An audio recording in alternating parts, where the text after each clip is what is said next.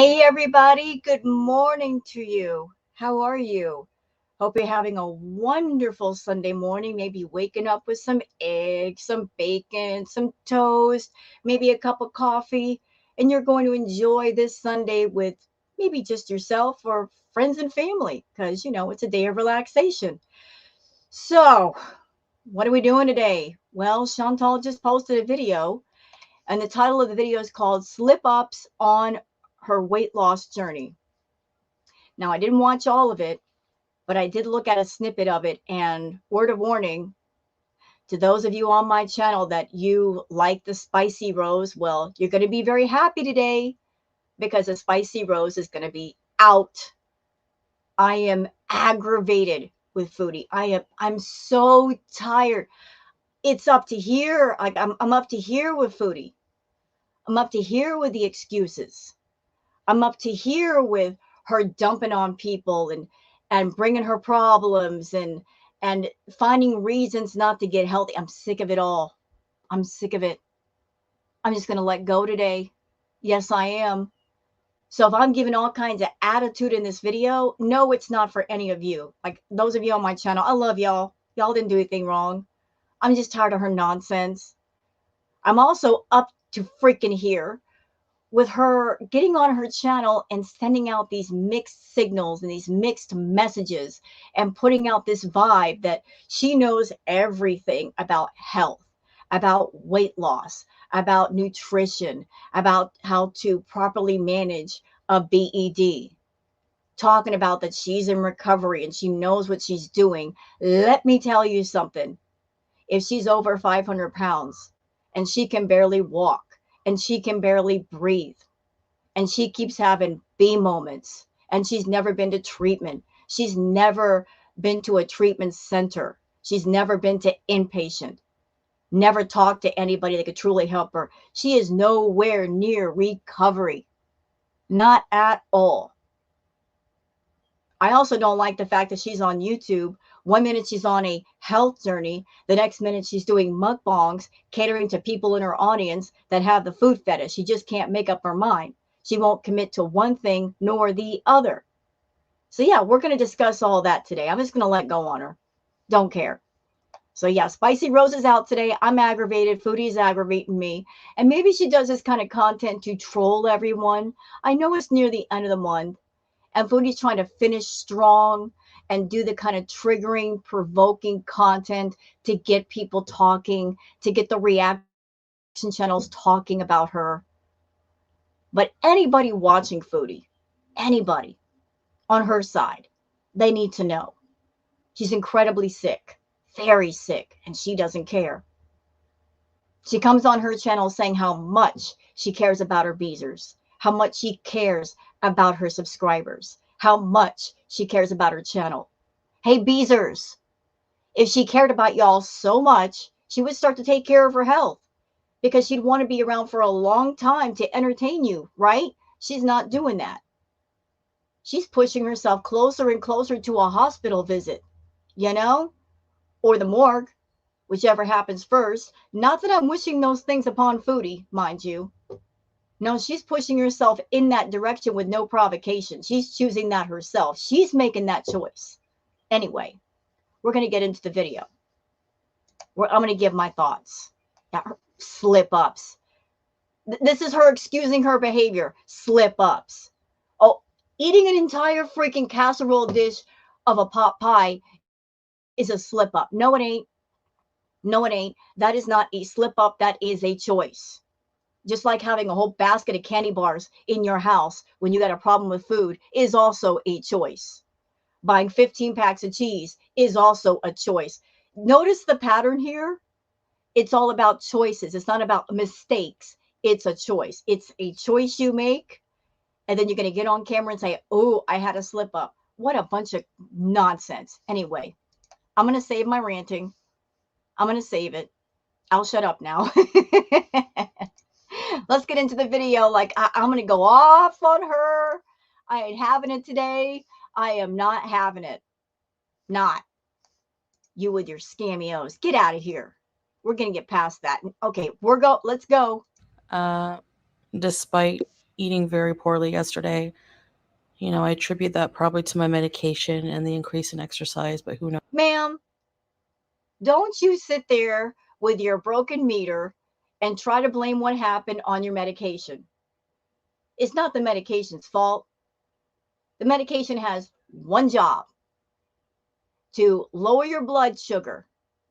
If you stopped eating all that crap food, it would go down even further. But if you're over there eating crap food with tons of carbs, it can only do so much. It can't do everything. It cannot completely fix your blood sugar. The idea of taking the medication is you're supposed to correct your diet at the same time you're taking it. The two are supposed to work together, but you're not helping things. Honestly, in my opinion, you're taking the pills so that your blood sugar won't go to dangerous levels and you go into a diabetic coma and end up in the hospital. You're trying to use the medication as a way to keep eating unhealthy, to keep on with the carbs, because everything I've seen you eating is full of carbs and sugar. You are a carb addict, period. End of story, full stop. You're a carb addict. And I've been there, foodie. I know it sucks. I know there's sugar in everything, but doggone it, you can avoid most of it. You know what to do. It's just that you don't want to do it. I don't understand the thinking anyway of all those carbs, because carbs are things that we eat to give us energy to do things. So why do you need so many carbs if you do nothing all day except sit on your big butt on that couch and scroll on your phone? Girl, you don't need that many carbs for that. Cut it out. Who knows? It fluctuates. So 10.4 is my fasting reading today. Girl, if that's a fasting reading, you're still in trouble. It should be like a 5-6. It's double than what it should be. Why is it that high if it's fasting? There's no reason for it to be that high. And by the way, get another meter. Like, what did you do? Did you smash it? You get mad at it because it gave you a high reading, so you smashed it? Why is it all broken like that? It is 3 p.m. I did not eat yet, and that's because I ate too much last night. So this is the And that should tell you how much food you're eating. If you ate a huge meal full of carbs, hours and hours and hours later, this is your reading. You know what that tells me? And I'm not a doctor, I'm not diagnosing you. That just tells me how many carbs were in your system, that 8 to 10 hours later, you're still getting a high reading. You stuffed yourself full of food, didn't you? Most of it was carbs. Your blood sugar was full of carbs. Like all the carbs were present all night. That's bad. the reading. Well, hello guys. So I have a kind of sit down and talk update video for you. Tomorrow is weigh-in day, and I expect it not to be as good. I don't expect to have a lot. So, what is this, like a preemptive strike? You know, when you get on that scale, the number's not going to be good. So, you're doing a preemptive strike of when you get on the scale, people are going to know you've gained weight. So, this is a preemptive strike to you getting on the scale and the numbers going up. I think that's what this is. Miss, I'm doing so much walking and I've lost 15 pounds, although I think that's a bunch of crap. How in the world do you lose 15 pounds, foodie? How? When you walk 10 steps, sit, walk 10 steps, sit down again. Your vlogs are a joke. There's no real exercise going on. You're not working up a sweat. You're not walking for 15 minutes. You swear that you're walking for 2 or 3 hours at a time. I think that's nonsense, because for 2 hours of footage, where'd that go? We didn't see it. Out of a 15-minute video, you're maybe walking all of 2 minutes. And then, of course, in the video, you're stopping to get coffee, and it's mostly sitting. It takes 3,500 calories to make 1 pound of fat. So I don't know what the math is. 3,500 times 15. That's thousands and thousands of calories you'd have to burn to lose 15 pounds. Could you lose 15 pounds by decreasing your calorie intake? Yeah, because you being a 500-pound woman, it takes a certain number of calories to maintain that weight. And then once you go over that, you're gaining more weight.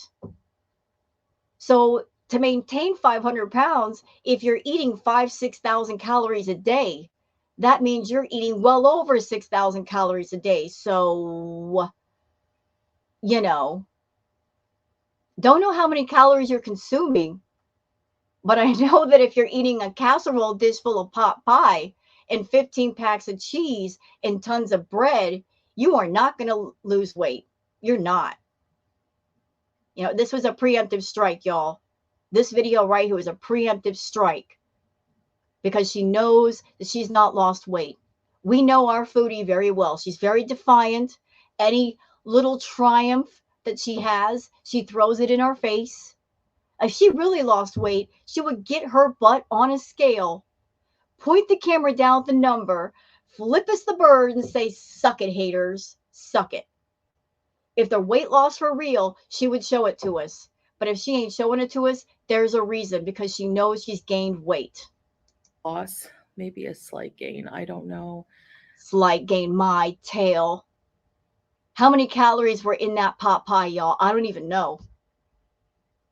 But it was a lot. Just that one dish by itself. Maybe not from actual fat, but I think if anything else from retaining water because I eat so much sodium.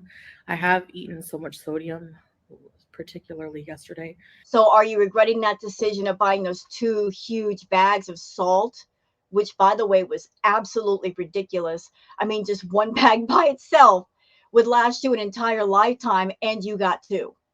And that wasn't the first time while in your grocery haul that you bought salt. What did the doctor tell you, foodie? He said, eat healthier meals, exercise, decrease your calories, and avoid salt. Avoid it.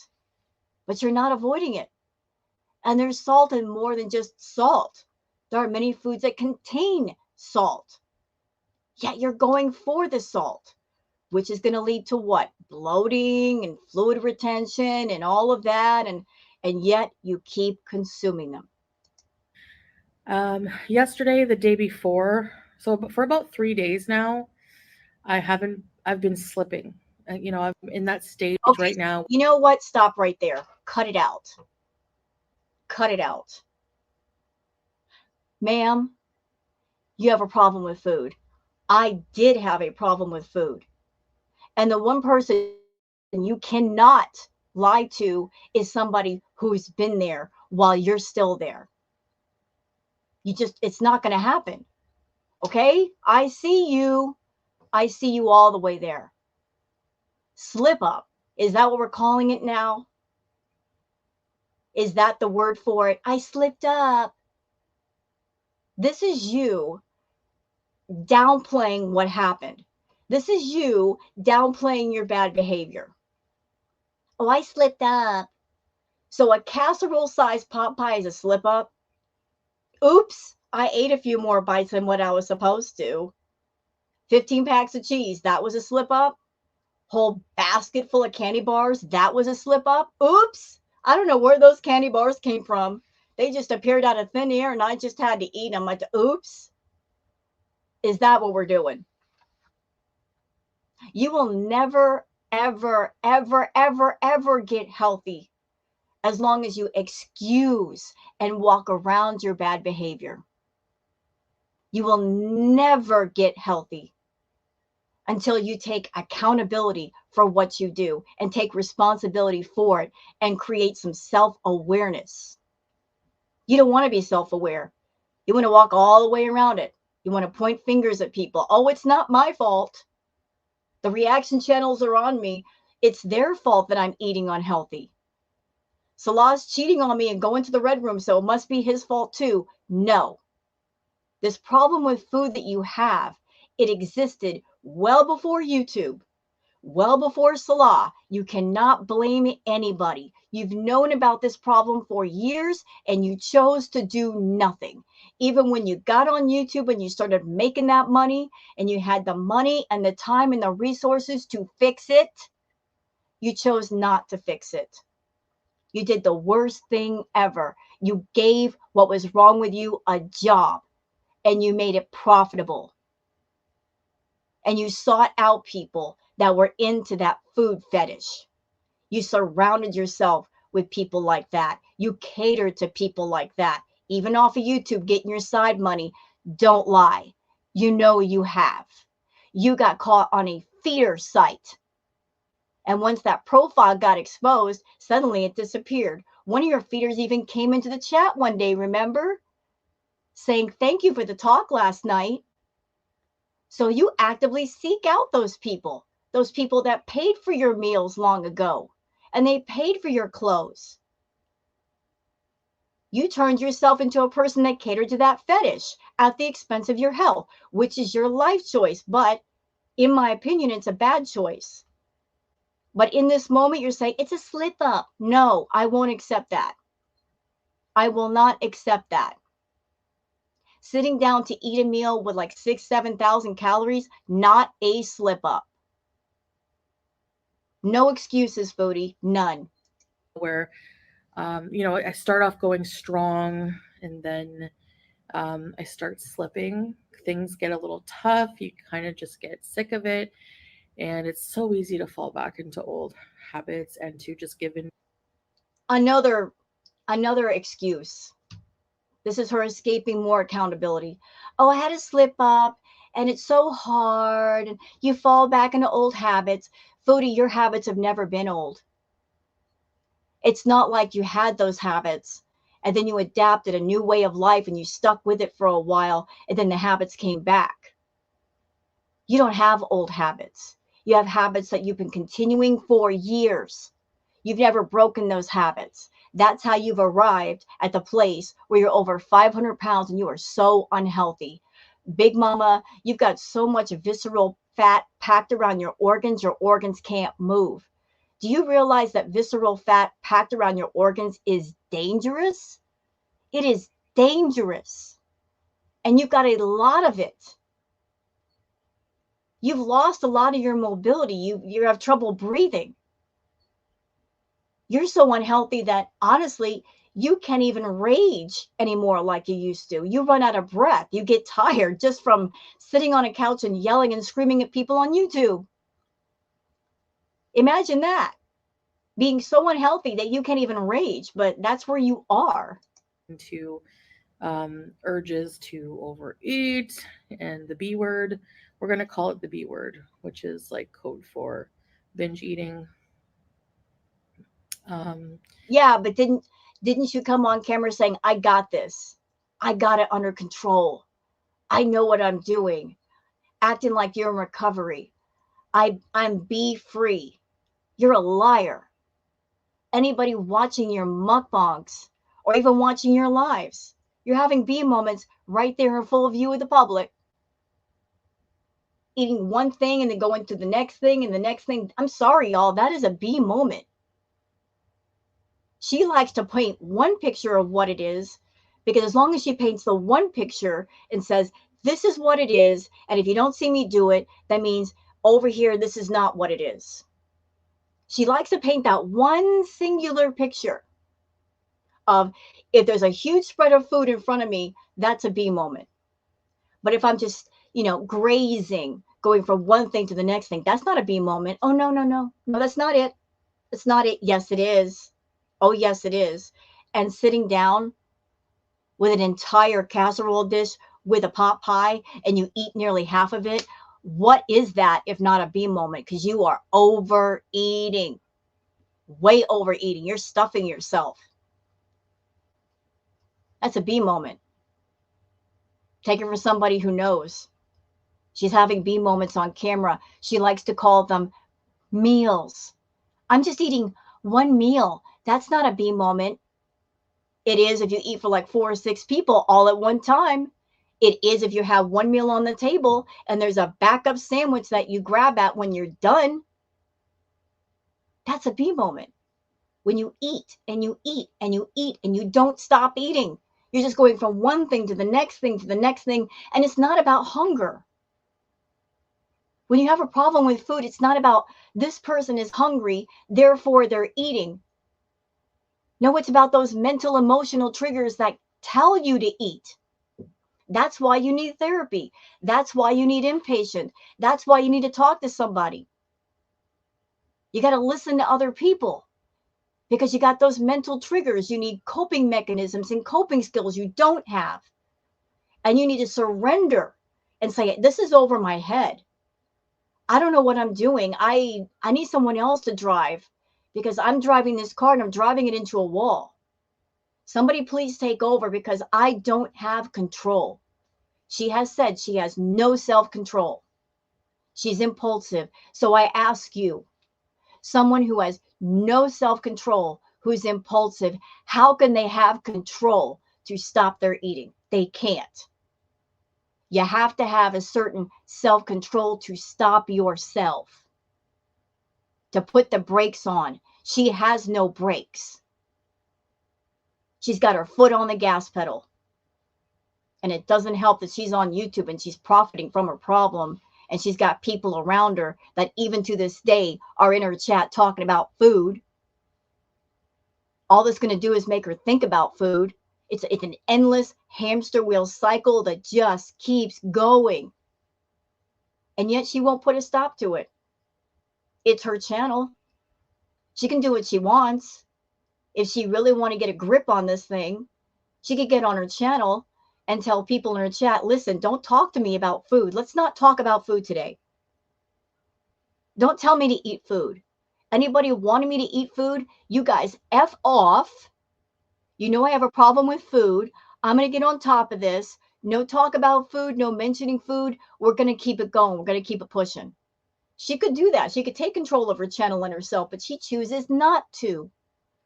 Because doing that would mean a radical change in attitude, in living, in lifestyle, in herself, in her health.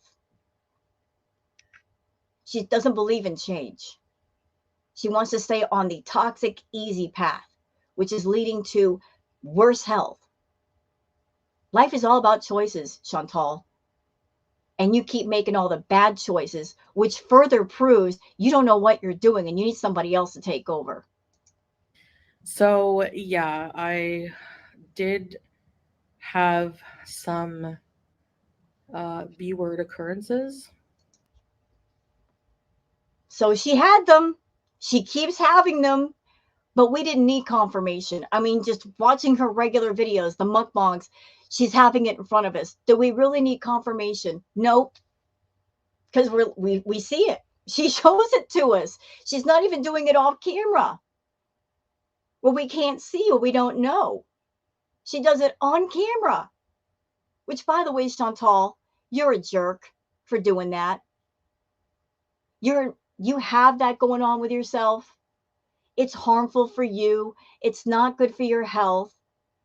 But worse, you come on YouTube and you put it on your channel publicly, knowing that there are people on YouTube that have struggled with an ED, knowing that, and that your content might trigger them. They might have a B moment just because they watch you. They come across your channel because you are such an idiot. You tag your videos sometimes with BED or BED recovery, which that's just foul, okay? Putting tags on your videos that attract people that are going through that or have gone through that. You're tagging your videos so that they find you. And then when they find you, you're not in recovery. You're not on a health journey. You're not on a weight loss journey. You're not on a BED recovery journey. You're setting people up to potentially get triggered. That is such a jerk thing to do. I have no words to describe that. It's so wrong. But you with your B moments. So the big question becomes, what are you going to do about it? What are you going to do? Like this thing that you're talking about, like how many times have we been here?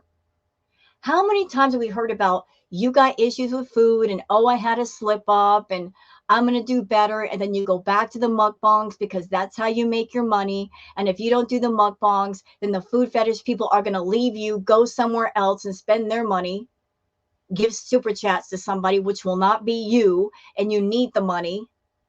How many times are we going to go through this? Bigger question. How many times can you do this? Because it's your health, and your health is at a critical point. How many times can you go through this? How much can your body put up with? Here's a scary thing. You don't even know. We don't know, but you don't know either. You don't know how bad things are inside of you. It could get really bad really quick. You don't even know what that last pushing point is. And yet you keep pushing yourself. You are tempting the Grim Reaper. He's literally standing over your shoulders, Shantal, breathing down your neck. You've been flirting with him. You're batting your eyes at him, saying, come get me. You're doing that. You're wishing that for yourself. Nobody else. But you're tempting death rather than choosing life. I don't know why.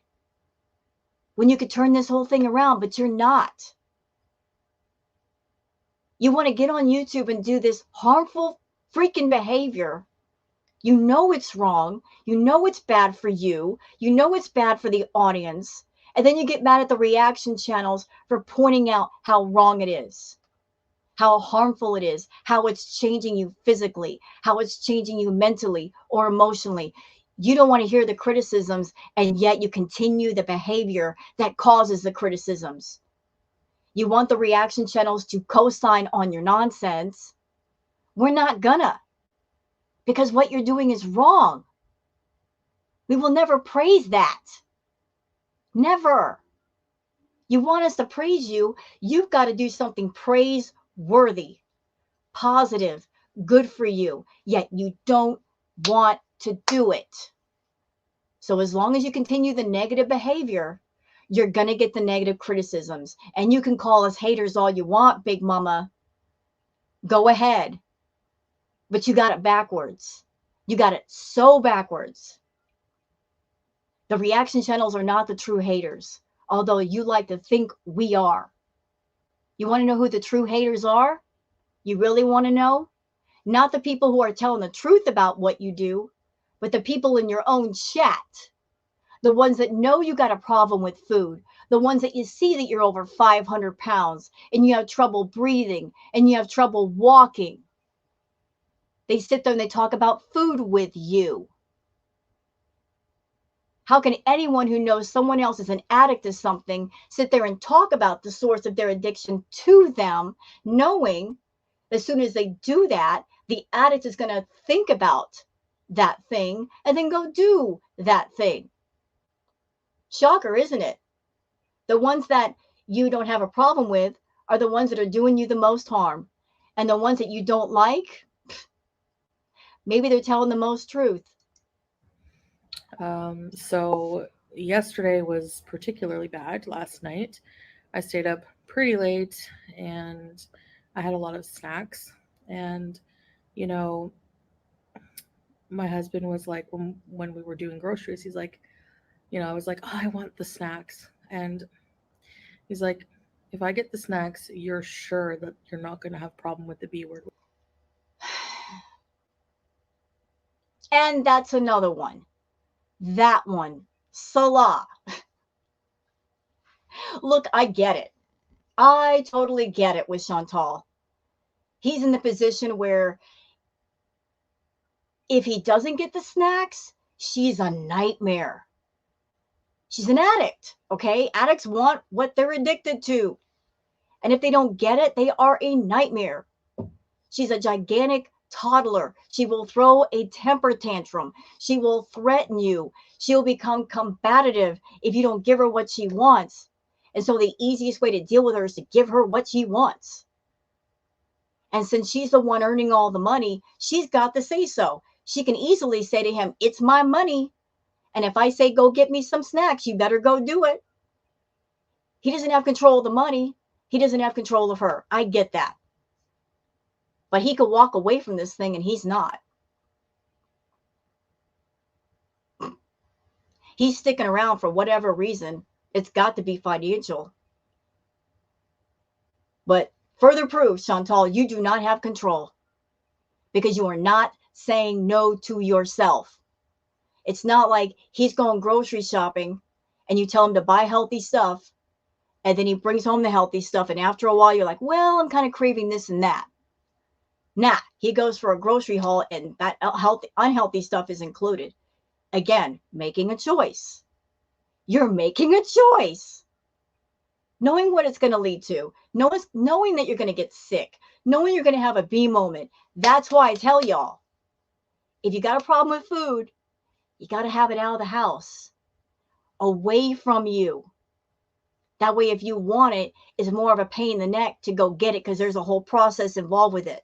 You got to get out of the house. You got to go get it. You got to buy it. You got to bring it home. There's like 3 or 4 steps before you get what you want. And in the middle of those 3 or 4 steps, you have a moment to think about what you're doing and stop yourself. But if it's in the house, you're not going to think. It's just going to be mindless eating. It's just all about that mindless eating. Convenience. I don't want to think about what I'm doing. I just want to do it. And I want to do it now. And I don't want anybody to stop me.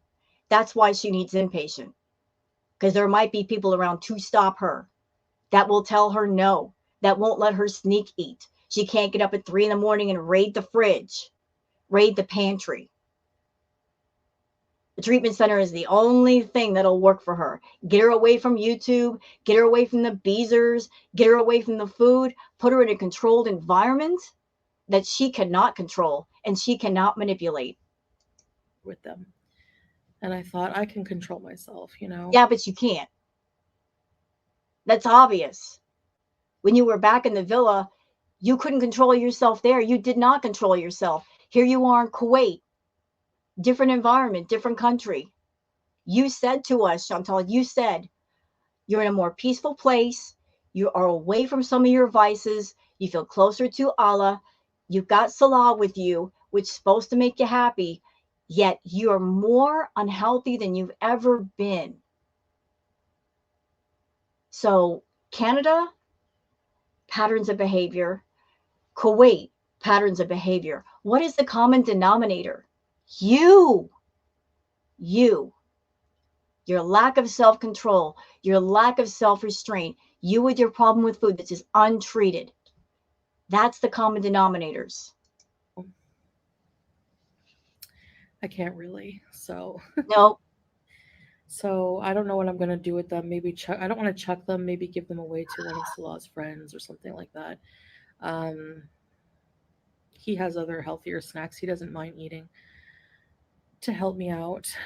Um, and yeah, so um, I'm back on track today. However, I'm going to acknowledge what happened. I'm not going to, let it drag on for too long or make a huge deal, feel super guilty, because then I will just keep spiraling out of control, and the control will be harder and harder to rein back in. Um, so right now I'm making a dinner for myself and Salah. I'm making a chicken. I'll show you what I have today to eat. So I'm making a roasted chicken in the oven and just some spices, a bit of olive oil, that kind of thing. Making some rice for him, but I'm making a sweet potato for myself, and I don't know what else I'll add on there. Maybe a salad, or who knows. But sweet potato, maybe some cheese with that, uh, and that will be my dinner. That will be my dinner. Um, and See, here's the problem what you're doing. You had your B moment, right? B moment's over. Now we're in the phase of you realize you have a B moment, or you actually have had more than a few. The latest videos were nothing but B moments, one right after the other. Now you're coming on camera saying I had a bad moment when there was actually several all in a row. And if you're eating a healthy meal, it's basically like taking a break. But taking a break does not mean a lifestyle change. You're going to take a break, eat a healthy meal, maybe eat a couple, but that bee monster in your head that likes the unhealthy stuff is going to start whispering in your ears, Shantal. It's going to start whispering in your mind, and it knows exactly what to say. It's going to whisper to you. It's going to say, you've been really good lately. You ate that roasted chicken. You didn't have any carbs. Come on, reward yourself. Get some carbs. You deserve it. It knows what to say to justify getting fed. And you're going to give in because you have no self-control. You're very impulsive. Like the patterns of your thinking. You got to go through therapy to make new patterns, to break the old patterns. You're not going to do it. You might have an hour or two where you're eating healthy, but then that bee monster, especially late at night, because that's when it's the worst. Ugh, I don't know why. But 8, 9, 10 o'clock at night, if you're sitting there by yourself, just you and your mind and your thoughts and your loneliness and your depression, it gangs up on you. It does. It talks to you in that toxic voice.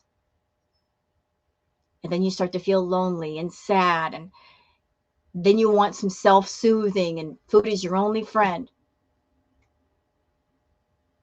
And so the pattern continues. And I don't know what else. Maybe I'll have a tuna sandwich later if I'm really hungry. Maybe some dates. I don't know. We'll see. So I'm just trying to get back on track. I'm paying particular attention to how poorly I feel from the B word yesterday. Um, I had nightmares. I had really bad dreams. I can't really remember what they are. Just remember oh yeah, it was like super weird. Every time I dream, I'm always dreaming that I'm staying at my mom's house, and I can't ever find my car, and I have to call her, and bug her to come pick me up. Um, and when I called her this time, my stepdad answered, You know what? and You know why I'm not really taking this video seriously? Because if you're somebody and there's something going on with you that's wrong, you're having a moment of absolute clarity. Like there's something in you that just breaks through that wall of like, you've got to change. And what you're doing is wrong. And you are hurting yourself when the truth comes smashing through that wall. You want to be truthful. And I'm watching Shantal right now. If she were having that breakthrough moment, that smashing through the toxic walls moment, she'd be looking at the camera. Like the way you look at somebody in the eye when you're telling them the truth. She keeps looking away. She's not taking this seriously at all. So the cycle is going to continue. I could hear in the background freaking out. They found I don't know, they had this huge oven that they don't even have, and they found the body of this woman in there, and she was surrounded by all these teeth. It was so weird, like really long teeth. Anyway, I had a really weird bad dreams. Um but yeah, in my dreams I'm never an adult, and I'm ever hardly living on my own. And there's a few times where I live in this apartment, and there's an apartment, it comes with this little apartment next door because there was a woman who passed away in there. And it's locked up, you shouldn't go in there, the landlord's insistent I shouldn't go in there. And when I do, because duh, it's a dream, even though I'm in my dream I'm telling myself I don't want to go in there, it's cool, I'm not curious. I end up going in, and it's super haunted, and it's creepy as heck, and it's a malevolent ghost. So I'm afraid for my safety, and I just have all these nightmares. Especially, I find if I'm eating late at night. I remember one author. I don't know who. So that was a little self-confession moment. So she's telling us all about these bad dreams and nightmares she had. And then she inserts in there, especially when I'm eating late at night. I told y'all that's when the cravings are the worst. I don't know why. They just are. You can be fine all day, and then at night is the worst. I think maybe if you like carbs too much, way too much, it has to do with being more alone than you are during the day, and just being alone with your thoughts. Like all your thoughts, all your emotions, anything negative in you just starts ganging up on your mind. and you start thinking and you start feeling, and then it starts to snowball. And to self-soothe and to make those negative emotions get pushed back down, you will eat just to make them shut up. But she just self-confessed that this thing's it's worse late at night. What was reading? Was it Joe Lansdale? One of the horror authors I was reading in university attributes before the stories start to him eating a lot of late night popcorn with butter or something like that, buttered popcorn. And that's where he would get his ideas from. Like, I'm telling you, eating junk late at night can give you nightmares. I'm not joking. And yet you do it every night. So are you having nightmares every night because you like to eat junk food, Chantal, all the time? So are you basically saying you've got bad dreams and nightmares every night? So I had nightmares. I was so thirsty. I felt really gross and dizzy. And like, if I wasn't taking my medication, Well, look, I'm not your doctor. I was not there in the room to test you to see what was going on, but I have heard that if you are a diabetic and your blood sugar is way, way too high, you will get excessively thirsty. Maybe because your blood sugar, like you got to drink the water to dilute it. So if you're confessing to excessive thirst, maybe that's why. Just all those carbs, all those carbs, all those carbs making you thirsty. um, religiously, for lack of a better term, I don't know. My blood sugars would probably be an emergency at this point because, like, So another self-confession moment. That with the way she's eating carbs and sugar, if she weren't taking her medication, she might have her blood sugar would be so dangerously high, it might have landed her in the hospital. So is that the motivation for taking the medication? As I said, Chantal, the medication can only do so much, and you are playing a very, very dangerous game, Chantal. Very dangerous and very freaking stupid. That you are using the medication not to get healthy, not using it in conjunction with something else to get you healthy, but to continue on with a really bad eating, which is contributing to your weight gain and the rest of your health. It's stupid to think that a few pills can counteract 6,000, 7,000 calories a day and high blood sugar, constant high blood sugar. I wasn't feeling good already. And, so the medications I know definitely helping, especially when I eat things not good for me. So, what else? I had TMI, but the worst going to the washroom. Um, I nausea. I thought I was gonna be sick many times. That's so bad when you're eating so much junk that you are ready to physically vomit, or so much blood sugar you want to vomit. That's so, she needs inpatient. She needs to get locked up. She's a danger to herself. Seriously, she needs it bad. And just poor sleeping, headache, a really bad headache from the sodium, I'm sure. So it's not worth it. Like, I'm paying attention to how I'm feeling after, and it's just not worth it. It's not worth feeling like absolute crap. And You know what, Chantal? A word about the reaction channels. You don't like us. You don't like the things that we say about you, correct? To the point where you will make remarks about the things that we say. And we have said things about you, about how stupid it was for you to go back to Kuwait, to Salah, that your last visit to Canada might have been your last time seeing your family. I know that's a morbid thought, but there's a reason why we think that way. Because we are here reacting to you and we're watching you. We're watching your slow decline with your health, with your mobility, with your breathing, with everything. We see the path that you're on. We are just responding to what you're showing us. Nobody is wishing death upon you, Chantal, but you are wishing it upon yourself. You're on that path, and for whatever reason, Mama, you don't want to get off. And I'm kind of mystified, so please help me here. You don't like the things the reaction channels say. They upset you. And yet you will not do what you normally do and do the exact opposite just to flip us the middle finger. Like if you wanted to use defiance in a positive way, with so many people saying you're not going to live to 45 or you're going to be bedbound, the positive way to use your defiance would go, oh, yeah, I'm going to show you and get healthy. Start exercising, start eating right, take care of your blood sugar, take care of your diabetes, take care of your health overall. That's how you use defiance in a good way, not a bad way. If you started doing positive content and taking care of your health, nobody would have anything bad to say about that. You got to understand, though, given your patterns for so many years, we're not going to immediately believe that you're serious until there's a consistent pattern that you are.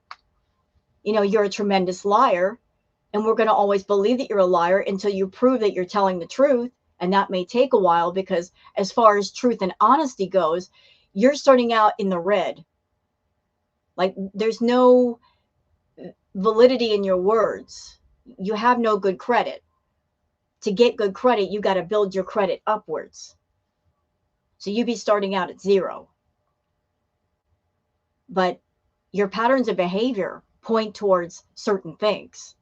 And so we say those certain things. And if you don't like hearing it, you don't like what we have to say, do something about it. I just, it's not worth it for me. No. And sometimes it doesn't change the urges, but I'm gonna remember how I felt. I'm gonna really try hard and undoing all the progress that was so hard to do. Ma'am, your first clue that you should have fixed yourself was about 6 years ago when you were with BB and you had to go to the ER because you ate too much cheese. You had to have surgery over that. That should have been your first clue that you're going too far. But even something as serious as that did not stop you. You continue to eat cheese. You still continue to eat cheese. Every time you do a grocery haul, there's cheese. The one thing that sent you to the ER, loading up on the carbs and the sugar. Look, I don't know what's going to take to stop you. I don't think you want to be stopped. I really don't think so. That's why I don't hold on to any hope for you. As far as getting clean, getting healthy, I don't have any hope for you. And that's not my fault. I'm not a hater, but I will be hopeful for someone where hope is appropriate. I can't hope for someone that has no hope for themselves. It's not trying. They're on a bad path. They know they're on a bad path. They continue to go there. They continue to make bad choices. Where's the hope? There's none. Your life is your choice, and you're not choosing life. You're choosing imminent death at some point. In the first place. It's I know it doesn't look like much to you guys who are like normal, for lack of a better term again, but keeping yourself in check when you have an addiction of any kind is a minute by minute fight, especially at first. And I feel like I have to start all over again. Um, no, I'm not going to say start all over. I'm going to keep going. And, like setbacks happen. I would say I started slipping probably with the Taco Bell. That was probably No. It was before that. It was before that. the first real slip. Stop it. Stop. Here we go again. Minimizing. By minimizing something, you are running away from self awareness, accountability, and responsibility. You want to prove to all of us you're serious? Take full accountability. Stand still and say, this is my fault. The whole Taco Bell thing, that was not a slip up. That was a choice. I made a bad choice. It was bad. And I paid part of the price for it because I was sick that night. That was not the thing to do. I don't know what I was thinking. Maybe I was out of my mind. That's accountability, Shantal. That was not a slip up. A slip up implies something very, very small, like a small oops. Eating an entire thing of Taco Bell, everything on the menu, is not a slip up. That's not. That was a choice. And then, I was like, pot pie. I'm craving pot pie. Yeah, that was another bad choice. That was not a slip up. How can you sit there and say it was a slip up with the Taco Bell and the casserole sized pot pie when it was a series of choices all in a row? With the Taco Bell, you made the choice to order the food. You made a choice to buy the food. You made a choice to put the food in front of you and then eat it in front of a camera and make YouTube content out of it. There was like 6 or 7 bad choices all in a row. And when you make a choice, if you make a bad choice, it takes only just a second, just half a second to say, no, I'm not going to do this. Just half a second. Like if you're impulsive and you get the Taco Bell, the moment you get it, have that half a second to say, you know what, this is a bad choice. And I know it's a bad choice. I know it is. So you know what? I'm going to take this Taco Bell and I'm going to put it in the trash. I don't care if I spent $40 on it. It's still a bad choice. So let's stop right here. Let's not eat it. Let's not consume every bit of it. Let's not make this into YouTube content. Let's get rid of it. Salah, throw this trash in the trash. I'm going to get something healthy. Same thing with the casserole. Series of bad choices there. You made this huge casserole dish full of pot pie. And you decided to not only make it, but after you made it, sit down and eat it in front of everybody. Make it into a video. Post it on your YouTube channel. Make some money off of it with your little B moment on camera, because that's what it was. Same thing with the Taco Bell. Not slip ups. Not. Definitely not. All of these things that I was like pushing away in my brain were like, ooh, so since you had Taco Bell, can I come in too? So yeah, in theory, having a small piece of pot pie with some salad or vegetables wouldn't be that. Ma'am, if you're putting an entire casserole dish of pot pie in front of you, you're not even taking a little bit and putting it on a plate and then put it in front of you for a video. If you got the whole dish in front of you, you're going to be prompted to eat the whole doggone thing, right? Right, because it's there. That's how it works with BED. Like if it's there in abundance, you're going to eat it just because it's there. You're not even trying to like section it out and make portions. It's there. There's a whole bunch of it. So I'm going to eat. You've always been about bulk. Always been about the volume of food. The more food, the more happy you are. You're not going to be happy with just a little bit, even though a little bit is all you need. No, you want the whole doggone thing. You don't want one slice of pizza. You want the whole pie.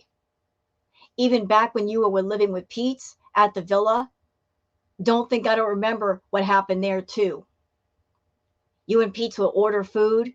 You would have an entire pizza pie in front of you. He would just order a burger and you would have that whole pie in front of you and you would look at his food like, you're going to give me that too? Your obsession with food is insane. Insane. I also remember all those times back at the villa when you were seeing Natter. Mama, it was insane to watch you. You would sit there and be eating food that you just ordered and already talking about the next meal you were going to order after that.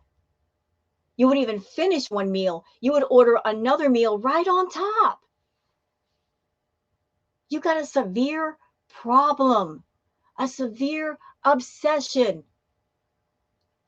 It's crazy. You need inpatient. You need to be in lockdown, restricted inpatient. That might be the thing to save your life because you don't know what you're doing. You have no control. You're impulsive. You have no coping skills, no coping mechanisms. You need help beyond you. You don't know how to help yourself. If you knew what to do, you could have fixed it by now. But you're not helping yourself. So what's going to happen is what's going to happen. Nobody can fix this. You can't even fix this. But you won't surrender and say, I need help.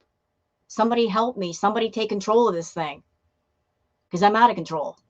bad, but again, that's I think one food I just can't control myself over. I see this huge tray, um, and I'm like, I know that I could technically, I'm an adult. I could do what I want.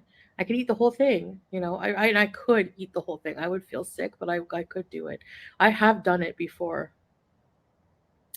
So, um, no, it's just not something I can really control myself with. So I'm not going to make that for a long while, maybe ever. you know, um, that made me feel really sick. Like See, the problem with you, Chantal, is it isn't just one or two things that are your trigger foods. It isn't like you got two trigger foods and then everything else is okay. Food is your trigger food. You crave everything in large volume. Every time you come on camera, it's the same. Oh, I was craving this today. I was craving that today. I was craving this. I was craving that. By using the word craving, you're giving yourself permission to go ham. You're excusing your behavior. Just like in this video, you're talking about, I had a slip up. You're excusing it. You're not taking full accountability nor responsibility. And for anybody out there who's had an addiction of any kind, you know as well as I do that you don't start to heal and get in recovery and get on the path to recovery until you take accountability and you say, I have a problem. I have a big problem. It's taken over my life. It's wrecked and ruined my life. It's ruined relationships. You have to surrender. Really, honestly surrender. Not lying to yourself, not denying the truth to yourself. You got to surrender and realize that something about you or in your life is out of control and it's causing a bunch of wreckage. Let me tell you something. I watched Chantal for years with her problem. The fact that she had a problem and I had the problem before was the very reason I got into reacting to her, because I know things about BED and things in her behavior, and BED is often misunderstood. It's hard for people to understand somebody has a problem with food because food is something we don't look at as being life threatening or life altering, and it certainly can be. But watching her, I want to point out things that she was doing that if you haven't been there, you wouldn't notice it, but I did, to call out her behavior because I thought the idea of her getting on YouTube and monetizing her issue was wrong. That's why I started reacting to her. And then it just went from there. But watching her all these years, I have never seen that look in her eyes, in her soul, that she is having that breakthrough moment in her soul, that surrender moment of, I've got a problem and I truly want to fix it. I'm going to fight the good fight. I want to change my life around. I don't see that in her. Didn't see it then. I don't see it now. I see someone that has given up. Before she starts the race, she's quitting. She's saying, I quit because it's going to be too hard. She doesn't want to try. She truly does not want to try. And that is so sad. She's got everything she needs. She just doesn't want to use it. So what can we do? But just react to her videos, watch her videos, and what she does is what she does. I just I don't know why I do that. I mean, it's just really it's just disordered way of thinking. I really can't explain it. But I can't explain it effectively. for people to understand. And I know a lot of people just won't understand, and that's okay, you know. So, um, And can I say something to you, Chantal? I think I can because this is my channel. I really don't think it's fair that you do this. You use YouTube as your own personal dumping ground for your problems, for your issues, for your suffering. You have no idea, no care that the people in your audience, the people who watch you, even the reaction channel side, lots of people have problems and issues that are going through something. They don't come on YouTube and dump on people all the time, though, like you do. All you think about is yourself. You won't go to a real therapist or a psychotherapist or a doctor. You want to come to YouTube and use that as free therapy. Oh, I'm just going to vent and I'm going to feel better, not caring about your audience and what they might be going through, that they might be coming onto YouTube to be entertained and distracted for whatever it is they might be going through. You just dump your garbage on people, but you never come to the table saying, yes, I have this problem, but guess what, y'all? I'm looking for a solution, or here's a solution. Here's a path. I'm going to try it. You don't bring any hope or positive energy to anybody. You just dump, dump, dump, dump garbage bag after garbage bag after garbage bag into people's eardrums and in their brains. You oversaturate your audience with negativity. And you wonder why some of your audience members get completely exhausted and worn out and they don't look forward to your content. It's too dark. In your personal life and even in your internet life, you wear people out. And you wonder why you're alone. Because you're exhausting. You suck the life force out of people. Angry people always end up alone for a reason. That's just fact. And you are an angry person. You are self loathing. You are self hating. You depend on other people to keep you happy when you could make yourself happy. Your only concern is saving face on the internet. You don't care about yourself personally. You're letting yourself go downhill because you want to monetize your issues and your problems. You have no interest in fixing any of them. You just want to use that as content to complain all day, and you dump on your audience, and then you wonder, why am I not at 100K yet? You would have been there if you made good content, but you want to be lazy and make negative content and get attention from negative means. Well, so be it. Do as you will. What you send out into the universe, you will get back. You plant negative seeds, you will get a toxic harvest, and the taste will be bitter. so yeah, I'm gonna be back on track. My blood sugar reading you saw at the beginning was 10 point something, which is not bad. Like I said, my It is bad. sugars before consistently being back on my medication were like 23 in the 20s. It was bad. Never below 15 usually. So I just got to stay on it and stay consistent with that and get back to walking. Again, what can those pills do? So you're taking your pills. Good for you. You should take your pills. But you're only taking the pills so you can continue to eat the bad food. What can those pills do against 6,000 calories of nothing garbage? What can they do? So you're taking the pills to lower your blood sugar. What about being concerned for your enlarged heart, your extreme fatty liver, your non alcoholic fatty liver disease, your kidneys? What about your arteries, Chantal? Hello, arteries are important. They carry our blood flow. If you block them up with cholesterol and they get filled with everything, that'll stop the blood flow. Hello, you might get a heart attack or a stroke. You worry about one problem, there might be 100 more. Not thinking about the rest of them. As long as you maintain that blood sugar, you're fine, right?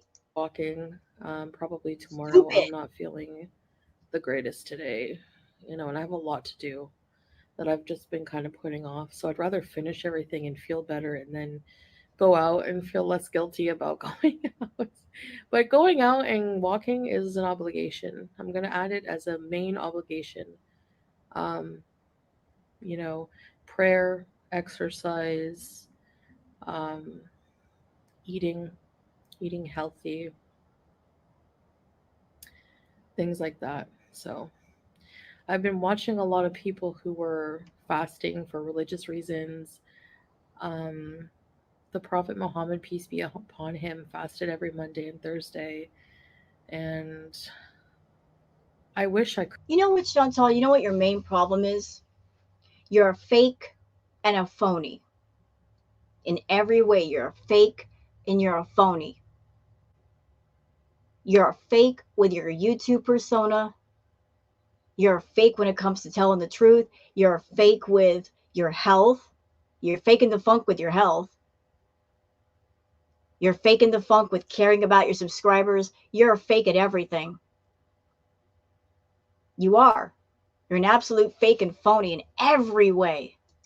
Could do it because I do believe in autophagy, which is where you, um, or I have a lot of fat reserves on my body. I could literally live without food for a long time, just water, maybe a bit of Himalayan salt. I see, health gurus, gym sharks, a lot of people. Chantal, stop going to Google and TikTok looking for ways to fix your health really quick. If it took you 6 years to get to the point where you are now, it's going to take a significant amount of time to fix what's wrong. And if you got all kinds of health problems, which you do, if all of your organs are messed up, which they are, you got to take all of that in consideration. All of it. All of it. You can't look for a quick fix on the internet. You can't go to TikTok and go, I could do this, this, this. No, no, no, no, no, no, no. No.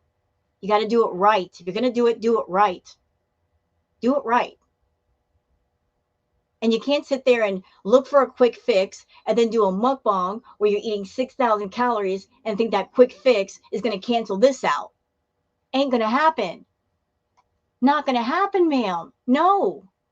Always looking for them shortcuts like you did long ago with the Ozempic. Thinking the Ozempic is going to make you lose tremendous amounts of weight. You big dummy. Ozempic only works if you do the diet and exercise. Then maybe you might get a little bit of weight loss. But you are beyond that little bit of weight loss point, aren't you? You are hundreds of pounds overweight. So what would the Ozempic do anyway? It's not meant for weight loss. You need a long-term plan. You need a complete lifestyle change. Lifestyle change, Shantal. Diets don't apply here. Not going to help you. No. Lifestyle change. You change your entire life. What you do, what you say, where you go, who you hang out with, what you surround yourself with, all of it. You take inventory. You take stock of everything and you fix it. Or don't. Will actually do fast. It's good for the body. I believe that. But I wish I could do it, but it's too dangerous for somebody with the B word problem, you know? So I want to add because you're probably wondering what about Ramadan? Yes, I do fast during Ramadan. It's not that difficult because you can eat within a certain window. Like you can eat when the sun goes down. And what happened the last time that Ramadan happened? What happened, y'all? Y'all remember? Uh, she literally ate until the very last second, like late at night.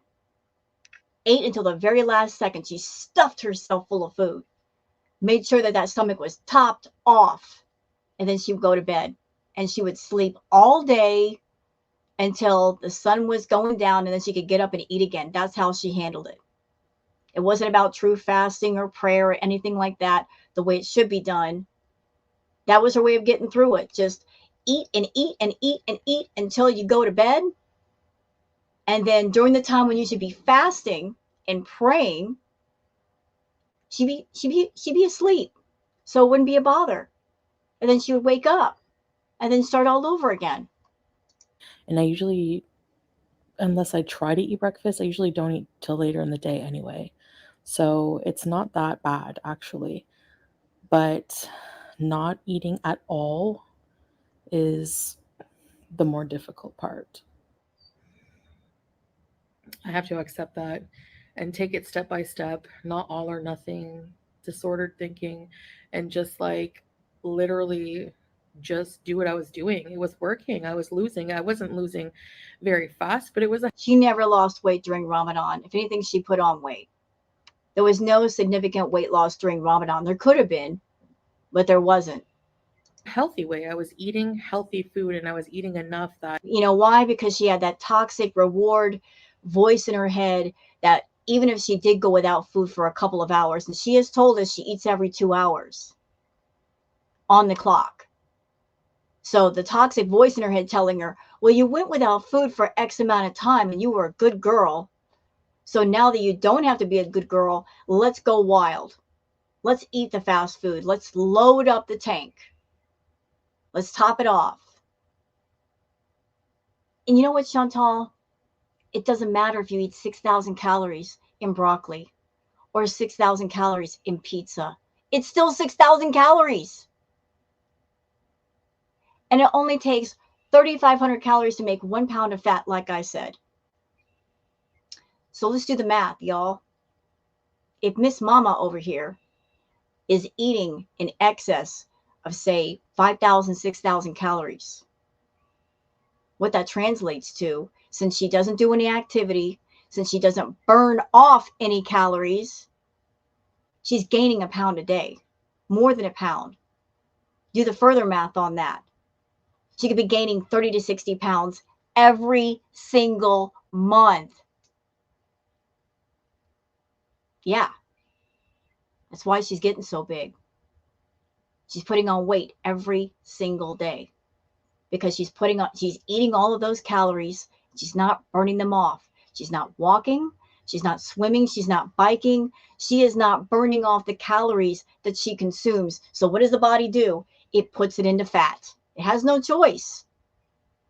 And not to be mean, Chantal, but it looks like your body is running out of places to put that fat. It's going everywhere now. You're only 5 feet tall. You're a shorty like me. Limited real estate girl. You don't have a widespread property. You got a small plot of land. Your body is running out of space to put the fat. If you care, you'll decrease, not increase, because your body's going to reach a point at some point it just can't move anymore. It can't cope. It's trying so hard. Give it a break. Give it some wiggle room. those binge urges were being kept away. And I don't know what made me. It's never about real hunger. It's never about hunger. Right? Told you.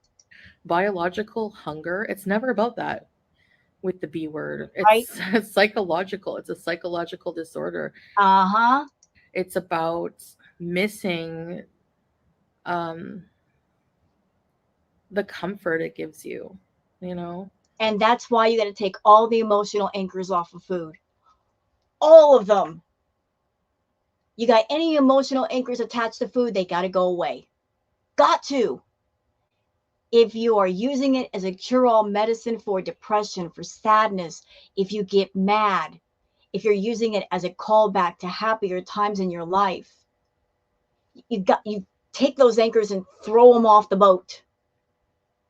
Don't attach them to the boat so the boat can just keep sailing.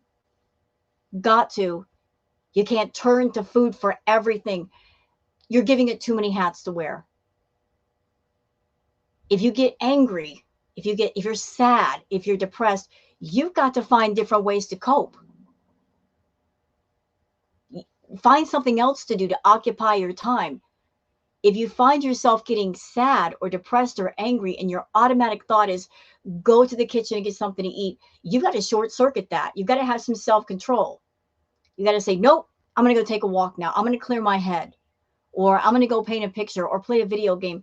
You've got to turn a different way. You got to find a way to get that self-control back and use it. She has none. Her being in Kuwait is the worst thing for her.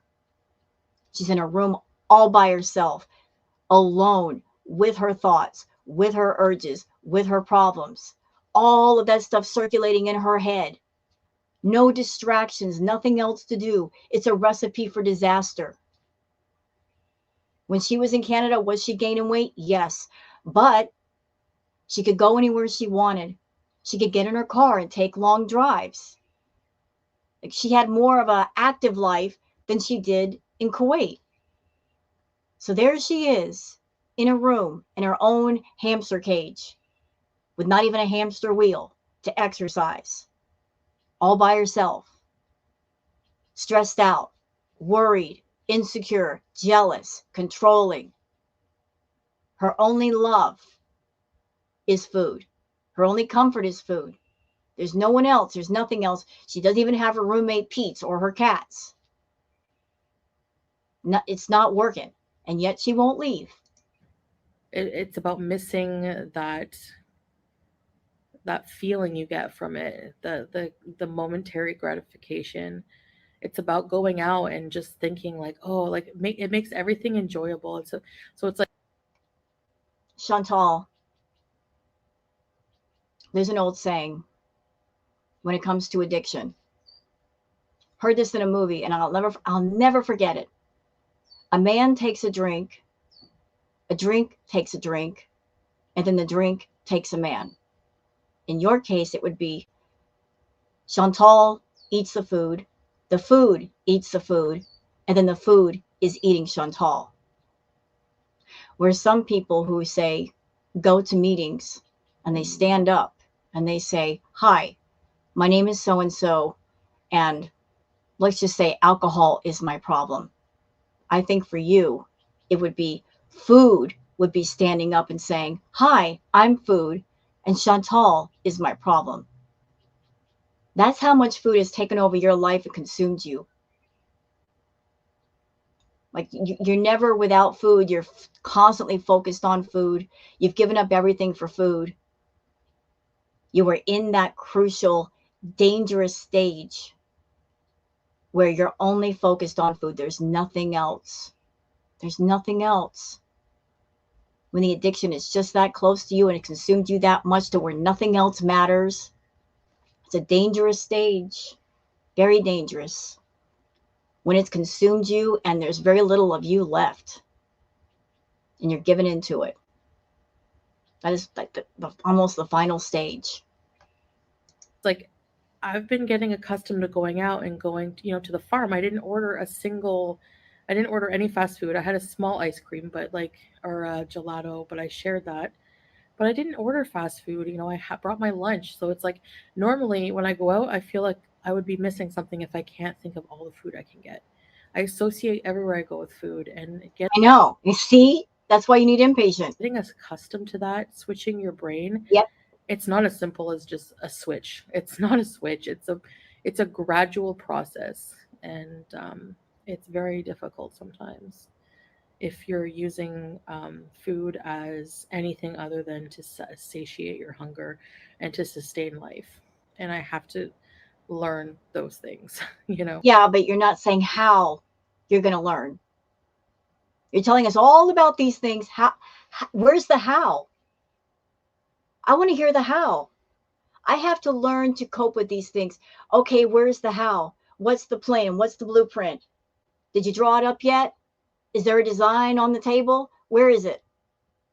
I want to hear it. I have a problem. I know I have a problem. Where's the solution part? There is none. You're just coming on YouTube dumping again. Like, I'm holding you accountable right here, right now, because I'm tired of this nonsense. I'm tired of your complaining. I'm tired of you trauma dumping and problem dumping. Where is the doggone solution? Where? What are you going to do about it? I'll do you a solid though, Foodie. Even though you might consider someone like me a hater, and you come over to my channel with your little sock accounts, leaving nasty comments, I will do you a solid that you do not deserve. I'll give you a little tip about how to get in recovery. Since food is your everything, your absolute everything, since it's the only thing you look forward to, the only thing you look at with love, the only thing you surround yourself with, here's how recovery works. Here's what you need to do if you care.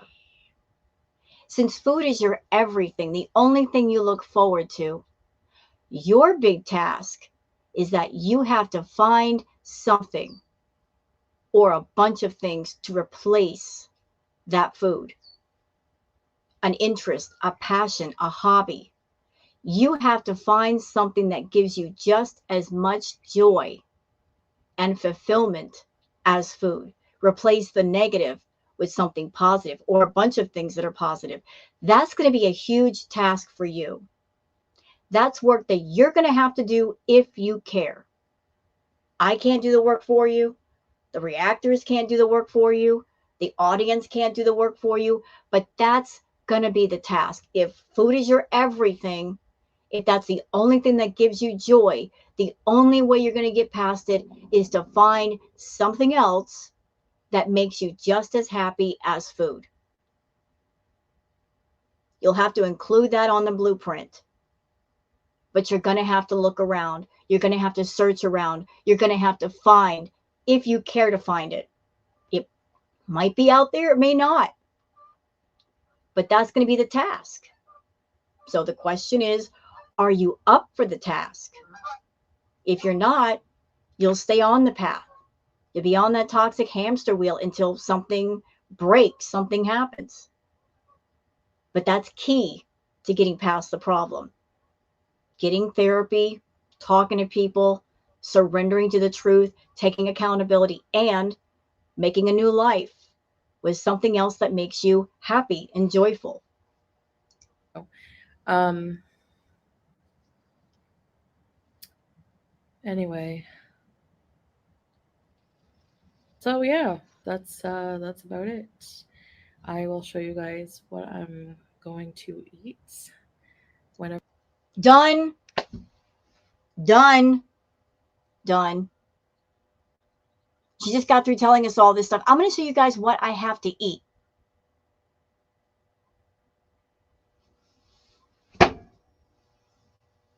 I can't with her. So even though food is your problem, you're still going to include food with your content. Yeah, that's it. Game over. Done. Whenever it's ready.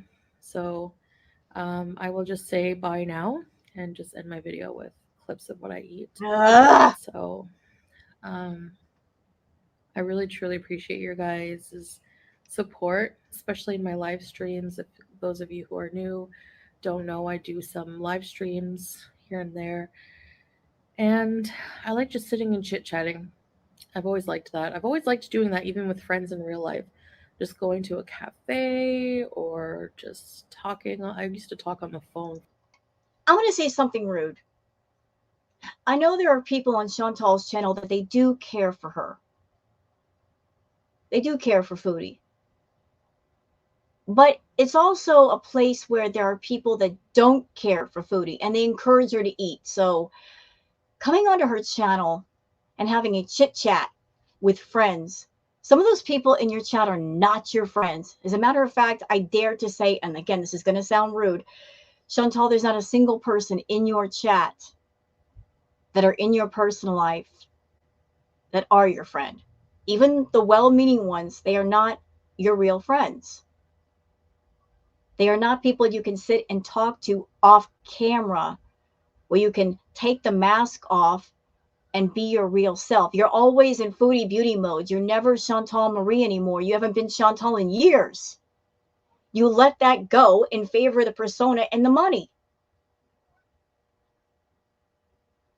And on top of that, you say people in the chat are your friends. I'm sorry, having a chat room where you constantly dump on people, dumping your problems, making people concerned and worried for your welfare when really you should be taking care of yourself, that's not something you do to your friends. Not something you should be doing. So it's not a healthy environment for you, and it's not a healthy environment for other freaking people either. You know, it would be good for you to get some real life friends, people you can talk to, people you can relax around, but you'll never do it because you're not good friend material. You're not a good friend to anybody. For hours.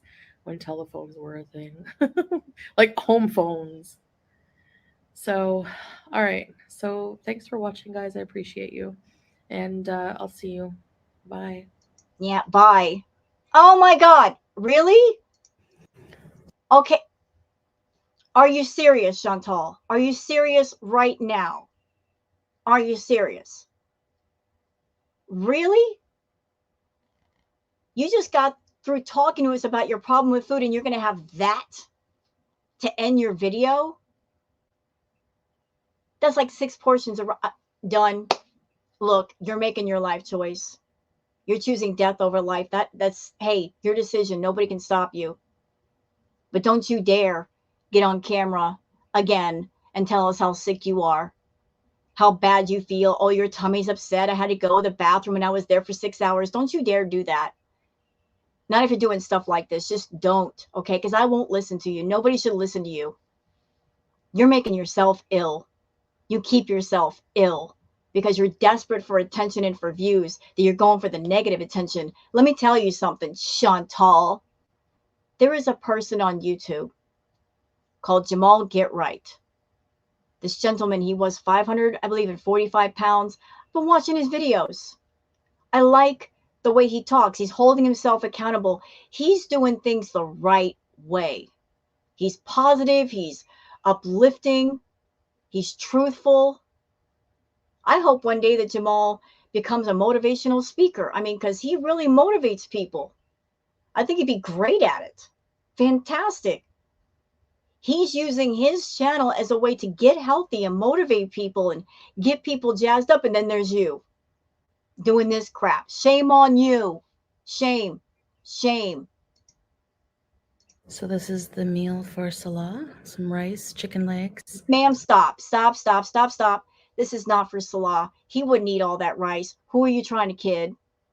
Stop it. Dakus, which is homemade tomato garlic sauce. We know who loves rice. He don't eat that much rice. He don't. That's for you. Sauce for the rice and olives.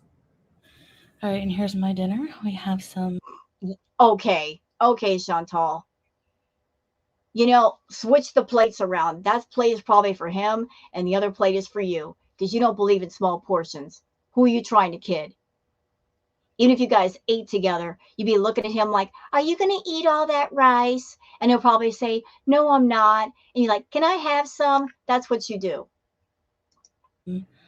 Chicken breast cut up with my Dakus tomato sauce, some cheese. Done. You know what? Listen, do what you will, Chantal. Do what you will. Do what you will. It's your hospital visit, girl, because that's where you're headed. Not because I'm wishing it upon you. You're wishing it upon yourself.